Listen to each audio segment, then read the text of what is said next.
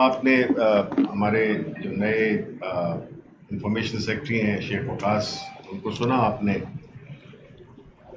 جس طرح کا اس وقت اس ملک میں ایک فسطائیت کا ایک ماحول بنا ہوا ہے، جس میں کہ ہر شخص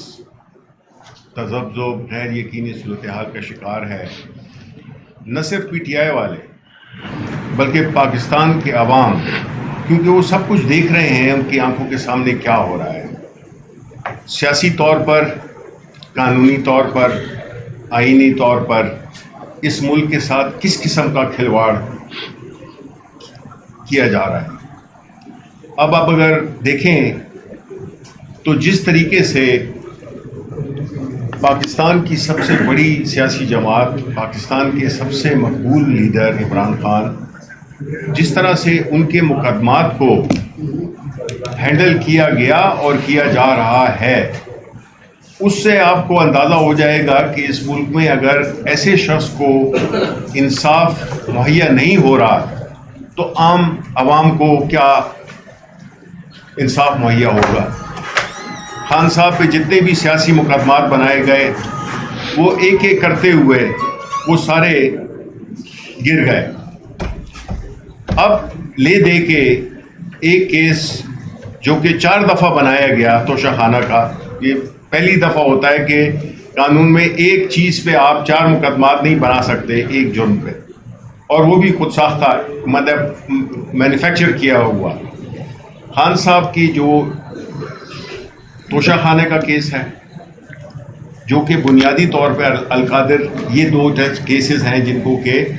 اس وقت چلایا جا رہا ہے۔ توشہ خانہ کا کیس، یہ جو نیب میں انہوں نے اپنے آپ کو NRO دیا تھا، تو اس کا ایک سائیڈ ایفیکٹ یہ ہوا کہ جو 50 کروڑ سے کم کے کیسز تھے، اس پہ خان صاحب کے خلاف جو یہ کیس تھا وہ بھی ڈراپ ہو جاتا اور وہ دوسری نیچے عدالتوں کو چلا جاتا، لیکن نہیں، اس کو FIA کو دیا گیا، اور FIA دن رات ایک کر کے، کاش کہ اس ملک میں جو سارا انصاف کا نظام ہے وہ عام لوگوں کے مقدمات بھی اسی سپیڈ سے چلتے ہیں جس طرح کہ ان کو کیا جا رہا ہے، کیونکہ یہ 2 القادر یونیورسٹی اور توشہ خانہ کیس، یہ وہ کیسز ہیں جو کہ بنیادی طور پہ ان کی 1 منٹ کی بھی قید نہیں بنتی، ان کو ضمانتیں باقی کیسز میں مل چکی ہیں، چاہے وہ 9 مئی ہو یا اور جتنے بھی کیسز ہوں۔ یہ 2 کیسز ہیں جس میں کہ کوشش کی جا رہی ہے کہ ان کو کسی نہ کسی طریقے سے سزا دی جائے، اور اس کے لیے ہر قسم کا حربہ استعمال کیا جا رہا ہے، اور خاص طور پہ خان صاحب کی بیگم بشرا بی بی، جن پہ کہ ایک یہ کیس ہے، اور اس کو اگر یہ اس طرح سے جس طرح سے یہ ڈیلے کر رہے ہیں کہ ان کی تو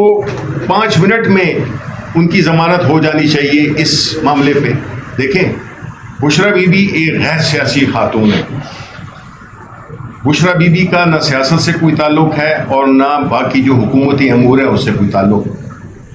ان کو صرف اس وجہ سے سزا دی جا رہی ہے، ان کو جیل پابند سلاسل اس وجہ سے رکھا جا رہا ہے کہ وہ خان صاحب کی وائف ہیں،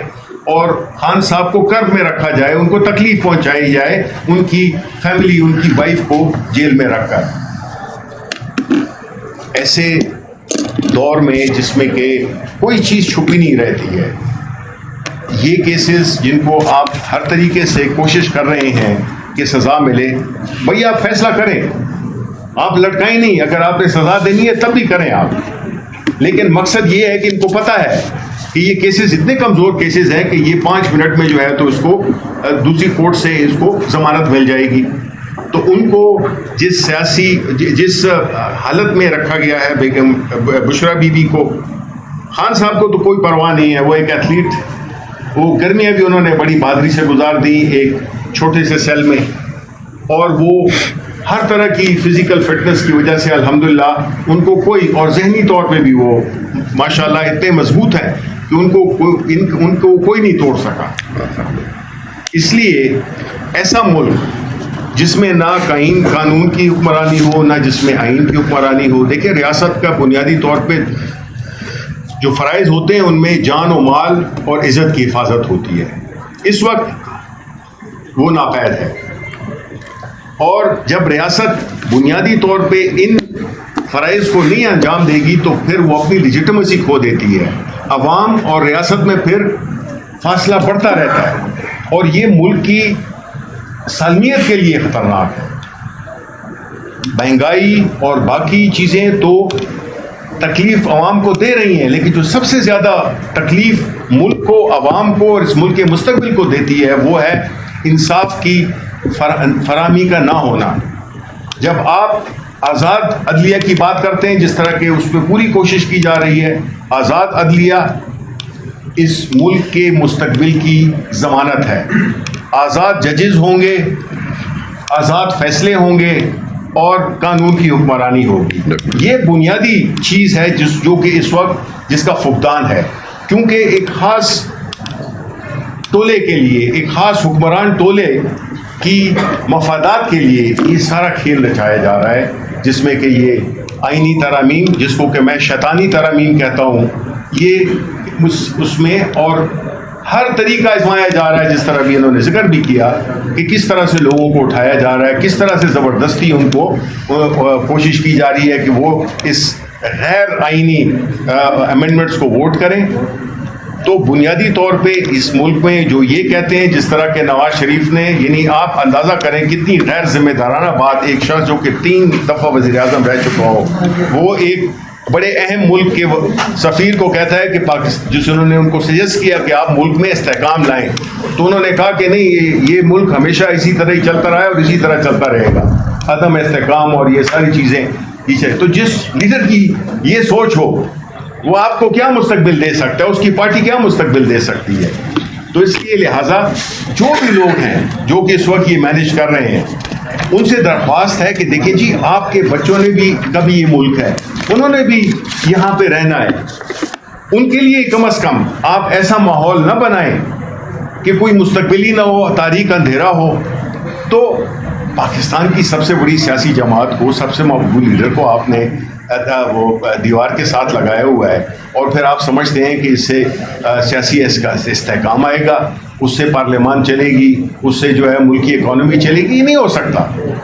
ہمیں سوچنا ہوگا اور اس ملک کے ہر شہری کو اپنا حصہ ڈالنا ہوگا، کیونکہ یہ صرف پاکستان تحریک انصاف کی جنگ نہیں ہے. آزاد عدلیہ سارے ملک کے لوگوں کے لیے،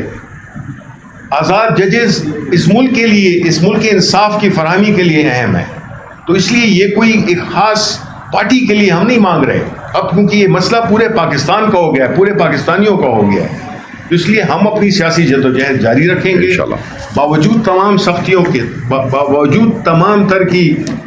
وکٹمائزیشن کے. ہم اپنی جدوجہد کو پرامن طریقے سے کریں گے. کل ہمارا جلسہ، وہ جو احتجاج ہو رہا ہے، اور ہم یہی کوشش کر رہے ہیں کہ ہم چیزوں کو آئین اور قانون کے دائرے کے اندر رکھتے ہوئے کریں. اور انشاءاللہ وہ لوگ جو کہ یہ چاہتے ہیں کہ ہم کوئی ایسا کام کریں جس سے کہ ان کو بہانہ مل جائے کہ وہ ہم پہ پابندی لگائیں یا وہ ہمیں مزید ہم پہ وہ اپنی سختیاں کریں، گرفتاریاں کریں، جس سے کہ کوئی فرق نہیں پڑتا. 1.5 سال سے یہ ہوتا آ رہا ہے.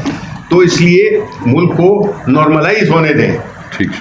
Thank you very much.